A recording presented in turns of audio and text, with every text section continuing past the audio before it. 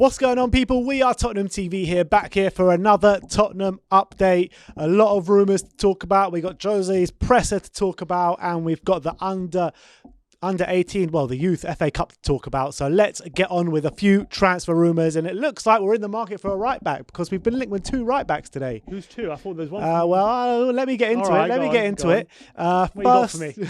First one is from Fichajes Football, I think it's called. Great crowd. Oh, beautiful. A publication out in Spain, and they say Tottenham are one of many European clubs interested in Real Madrid's right back Alvaro Odriozola, or however you want to pronounce it. Who is available for 20 million euros. It seems like we've become a bit of Real Madrid's feeder team or something. Well, it's not the worst thing in the world. But Alvaro Odriozola, I've never really seen him play, to be honest. Has he made many appearances? Well, he's 25. He's not young. Yeah. He's in the first team. I think he's in and around the first team squad, but I don't know how much he plays. We already looking to ship out Doherty. Yeah. Well, it seems that way because we're really in the market for a right back. He was alone at Bayern Munich last season. He's made one appearance this season, and he played for Sociedad. His main role was at Sociedad back in 17-18. We made 35 appearances. Hasn't really featured much since then. So maybe it's a kind of he needs a move for his career kind of thing. Look. I mean, if we get rid of Doherty this isn't going to happen this month, is it? Probably not. But in the summer, at the moment, I haven't seen enough from Doherty, to be honest. Well, he kind of needs upgrading. It looks average. It looks that way. But are we being a bit too harsh? Because he's only had less than half a season. We are being harsh, but he was brought in as a player who could improve on Aurier, could solve our right back problems, could do what he did for Wolves. And right now, as it stands, he hasn't done that. He hasn't really shown, because even last season, right, for example, in Ndombele, even when he wasn't playing well, and even when he was being taken off, you could see the potential. And we could both see it. We'll say, look, this guy's got a lot of potential. With Doherty, I'm not seeing it. Yeah, I'm really not seeing it. I literally haven't seen anything, apart from a few defensive displays that I like. Apart from that, I haven't seen anything from Matt Doherty, to be honest. Like, his crossing doesn't seem as anything better than average. Doesn't look fit enough. Like, I don't think he's not fit enough. I just don't think he has the capability of dominating a right-hand side like players like Aurier does. Or the physicality. He's like not physical. Pace. He's not that quick. He defensively seems like sound. He doesn't seem a liability, but he's not like dominant. In the air, he's pretty good. But I don't know. Look, I know maybe in a few months' time we might be saying something different about Doherty if he starts shaping up. But as it stands, he doesn't seem awful. He just seems average. That's the thing. He just seems a bit average. Yeah. And he doesn't seem to be the solution. Yeah, I agree. So, I mean, it looks like we are in the market for a right back. So, I mean, it seems though Jose's probably kind of identified. Who's the other one? Well, I was mistaken, first of all. Okay. The other one is actually a striker, but a very young striker from Wigan. This is from the Mirror, so I won't read too much into it. But they say Tottenham are one of 4 clubs targeting Wigan Athletics' 19-year-old striker, Carl Joseph. Okay, has he had a good season? I have no idea. I don't know about Carl Joseph. Has he been involved in Carl Joseph for Wigan? I don't know if he's been involved for Wigan. Yeah, but the thing is, everyone knows Wigan's kind of financial issues at the moment. We capitalise that with Alfie Devine. Yeah, it doesn't look bad, does it? And I imagine that he doesn't even come up on a Google search. This guy, if we are Kyle Joseph, yeah. So, I mean, if we are going to get him, it's going to be one of those, capitalising off Wigan's kind of financial issues. What's his stats saying? Well, his price tag on a transfer market is £90,000. Right. So not great. But has he played this season? Doesn't look like he's played much. Where is his stats? So he played 11 games, 4 goals. Not terrible Only for a 19-year-old. Yeah. Not terrible for a 19. League One, though. Mm-hmm. So, look, I don't know. Yeah, why not? But he's also playing in a very, very, very weak Wigan side. So yeah, true. look, I mean, if Jose or Steve Hitchen earmark these players as players that they want to bring in, then I'm all for it. But I haven't seen either of them play, to be honest. Haven't seen him much. Yeah. I can't tell you too much. But look, if any of you guys have seen either Alvaro play or Kyle Joseph play, let us know in the comment section below.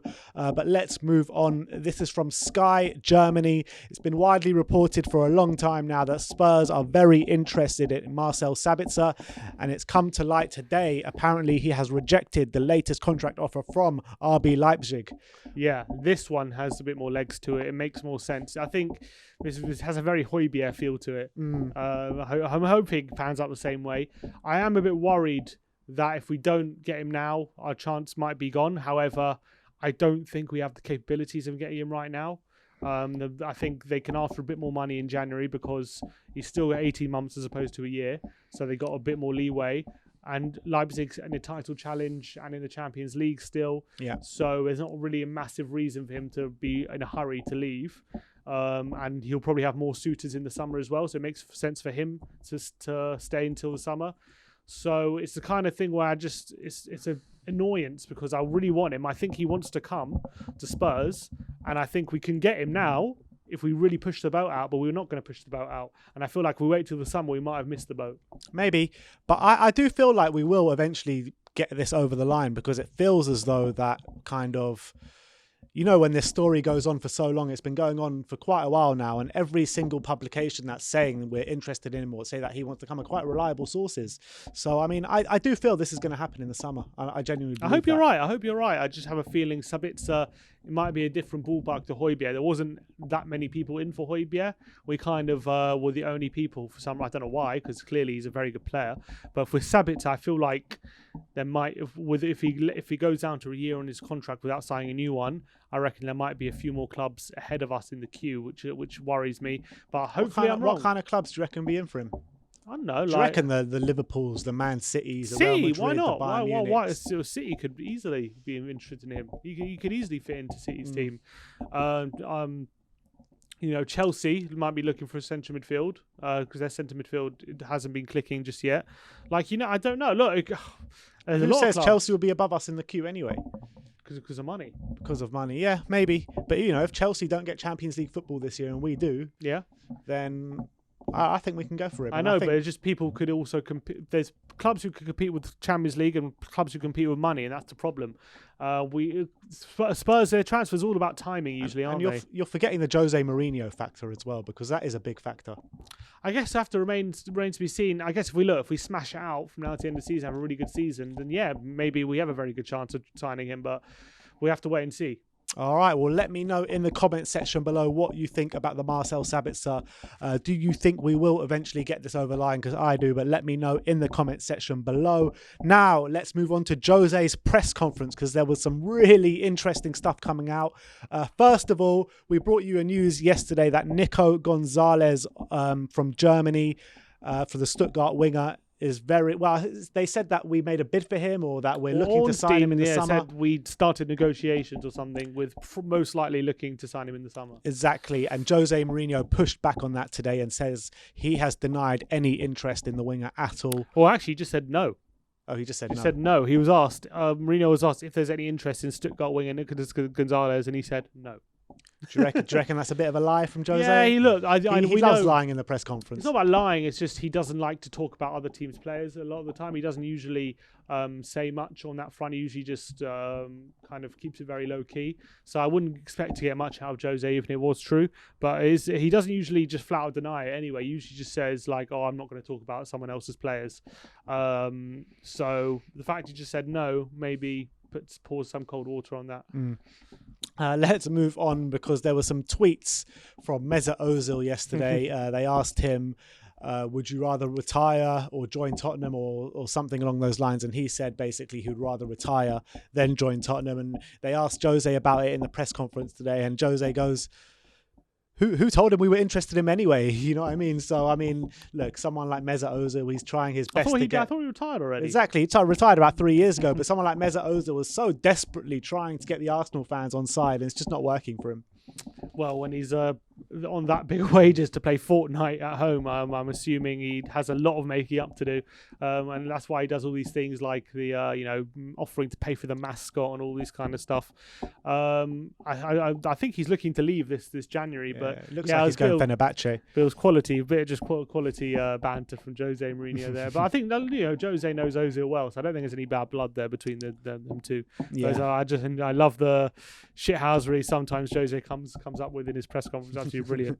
Yeah, it is. I mean, it's so different to Pochettino's press conference. Yeah, Poch would never have said anything like that. But let's move on. He talks about Winks, because obviously there's been a lot of rumours last couple of days of Winks going to Valencia. Valencia making a couple of bids, loan moves for Harry Winks. But Jose is just really tired of these rumours now, and he keeps saying, how many times do I have to deny it? How many times do I have to say Winks is staying? So Winks is staying. Sorry, David. Yeah, and I think it's the best move, I think, at the moment. Winks doesn't make sense for us to loan him out right now. It makes 0 sense. We're not exactly blessed with cover in the central midfield position. He's also one of the very few, unfortunately, few English players that we need in the squad for the homegrown. So for the homegrown quota, so it doesn't make any sense for us to let him go on loan. So it was never for me. This story never had any never legs. A starter, was it? Yeah, it never had any legs. And also Mourinho said before, there's no chance Winks leaving in January. So he said it again, reiterates it. So that should be that, really. Yeah. Next up, he spoke about Ollie Skipp, about what a great loan spell he's having at Norwich. But not only that, they asked him if they would recall him or what have you, and he said, what did he say about that? Because he said to be selfish, he would recall him, but he's not selfish. To quote Jose, he said, in a selfish perspective, it would be good to bring him back now, but we're not selfish. The players are very important. The future is very important. The best thing for him is to finish the season there. Very successful loan for us and also for Norwich. We're very happy he's been playing and playing well. He's playing to win and to win titles, so he has that pressure on him too. He's playing 2 or 3 matches a week, so there's also a physical development. Next season he's back, but we believe that for this season, we think it's best for him to stay at Norwich, and also he's happy with that. So I don't know if we actually had the option. Sounds like we did, though. Yeah, kind of. It implies we have an option to recall him. I don't know if we actually do, or he's just saying it would be nice to have him back if in a perfect world. I'm not 100% sure, but it's good to hear him say he's going to be part of the squad next season. And look, we all know we've all seen or heard how great he's been doing at Norwich and how they're raving about him. So it's only positive news. Yeah, as well, as previously, before he went on loan, Mourinho kind of said that he's going to be a future captain of Spurs. So he very highly rated before he even went on loan to Norwich, and he really has smashed out this loan so far. Half a season, been Norwich's best player hands down, and they're top of the championship as well. So you've got to give credit and props to Ollie Skipp, the way he's played out on loan at Norwich. And finally, in the presser, he had made some comments about Gedson Fernandes.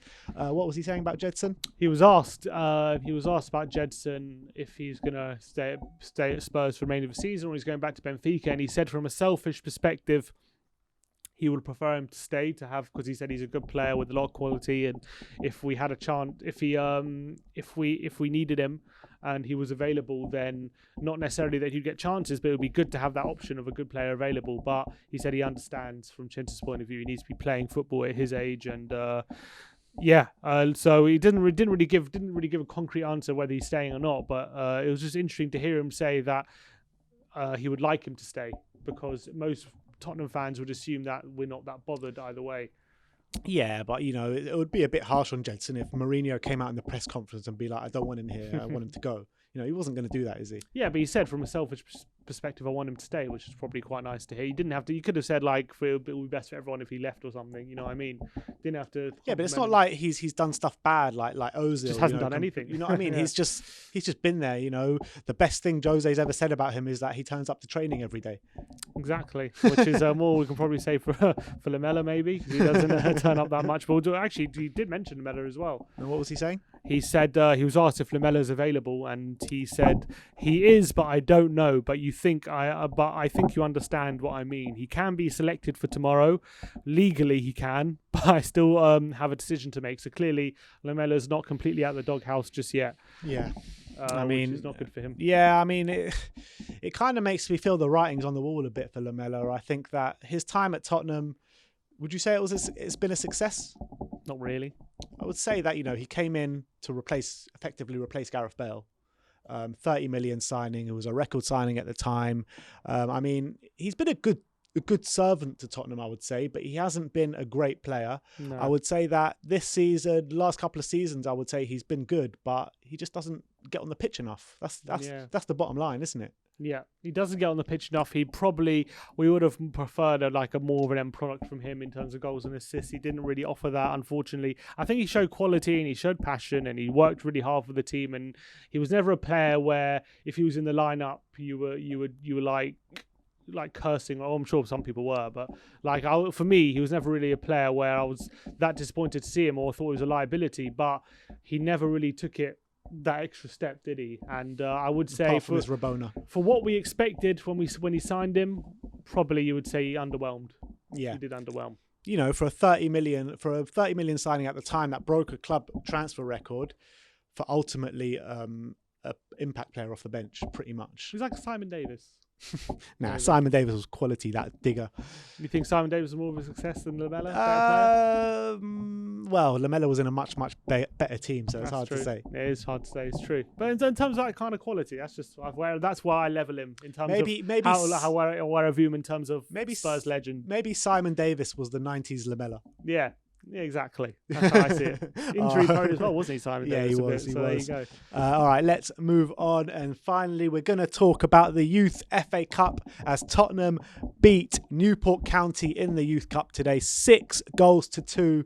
Dane Scarlett picking up 5 goals today, which makes it 19 goals in 13 appearances for the under-23s and under-18s combined this season.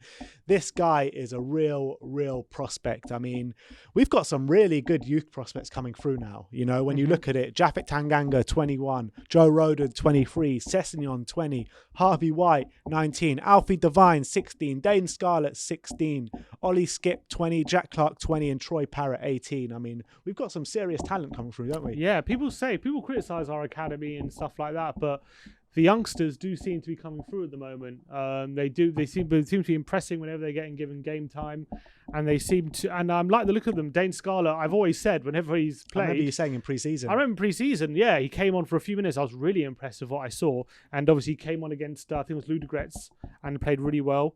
But I'm not sure they're going to get much time, obviously, in the first team this season, but I think in the future, I think there's a lot of prospects we're going to have. I think, yeah, as you say, Alfie Devine, Harvey White as well, all having minutes and impressing. So I'm really looking forward to how they're developing, and they seem to be smashing it out in the youth tournaments. I mean, what a return! 19 goals in 13 games, and some of those games he's playing in the under-23s. He's 16 years old. I know he's clearly above that level even at 16. And I know Wayne Rooney was playing Premier League football at 16. Obviously, he's not that yet. Just. But I think for his age group, he's clearly a level above where he should be.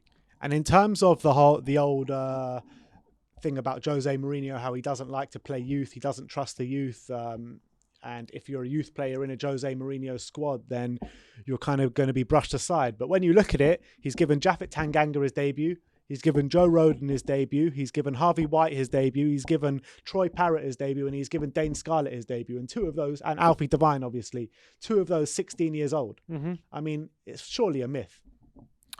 Well, yeah. I mean, I think he's definitely not adverse to bringing through youth players. I think the criticism is, does he use them consistently enough over a season, or does he, when he really comes to it, does he rely on more experienced players? And he probably does, but I think most managers do. I don't think he's the only one guilty of that. You know what I mean? It's very rare for a manager to stick a youngster in and just consistently play him through thick and thin. I think obviously Jose has players he trusts more, but I think even at his previous clubs, Varane got his big break under Jose Mourinho. Scott McTominay got his big break at Man United under Jose Mourinho. He's not foreign to using the youngsters, but I think why is there this perception about him then? Just because people have sticks to beat Jose with, and this is one of them for some reason. I think it's a bit of a nonsense one, but I think people just like to use anything they can. Just like people say, oh, he needs money, or he plays a certain style of football, just anything to discredit him because of his personality. I think because his personality is very divisive. So I don't know. Yeah, I think it's an unfair criticism against Jose, because I don't think he's the only manager guilty of that. But yeah, I think he does bring in the youth a bit. Look, you got to find a fine line between kind of overplaying youngsters, putting too much trust in them, and We need results, don't we? kind of bedding them in. But when you look at it, when he gave Japhet Tanganga his chance, he stuck with him for a bit. I know we had a lot of injuries back then, but it would have been very easy for him to, maybe stick someone else there. You know what I mean? He played him over Danny Rose, didn't he? Very famously. Well, there you go. The documentary showed. Well, there you go. Yeah. So that proves our point exactly. I think he plays it on merit, doesn't he? He doesn't. Exactly. I don't think he cares that much about age. I remember at Madrid, Pepe was kicking up a fuss. Yeah. And Mourinho was. I he was actually asked watched about that the other day. Really, and I think Mourinho was asked about why is Pepe unhappy. He goes, Pepe has a big problem with Rafael Varane. Yeah. And he's a 19-year-old. He's better than him. Yeah. And he's like, I don't think he cares about age. He just cares about if he's good enough. And unfortunately, the truth of the matter is most youngsters of that age, 18, 19, 20, they're just not as good as the older players. That's the reality. So obviously he's more likely to pick the older players. But I think he's a manager who, if you're good enough, he'll play you. Yeah, it was brilliant. I literally watched it the other day, and he goes, yeah, Pepe's got a big problem, and that problem is a 19-year-old. Exactly. He didn't even mention Rafael Varane. He just said a 19-year-old. But yeah, that was brilliant from Jose. But anyway, that is our Tottenham update today. We spoke about a couple of transfer rumours. We spoke about Marcel Sabitzer rejecting the latest contract offer at RB Leipzig. We reacted to Jose's press conference, and we spoke about the Tottenham youth and Dane Scarlett scoring 5 goals in the FA Youth Cup. And it's worth noting as well, Tottenham were 2-0 down in that game, and it was 2-2 with 20 minutes to go. It ended up being 6-2 to Tottenham, with Dane Scarlett scoring. Dane. Exactly, the great Dane, not Højbjerg, scoring 5 of those best goals. Dane in the Premier League. But anyway, let me know what you thought of any of the news we spoke about. Like, subscribe and comment. And as always, come on you Spurs.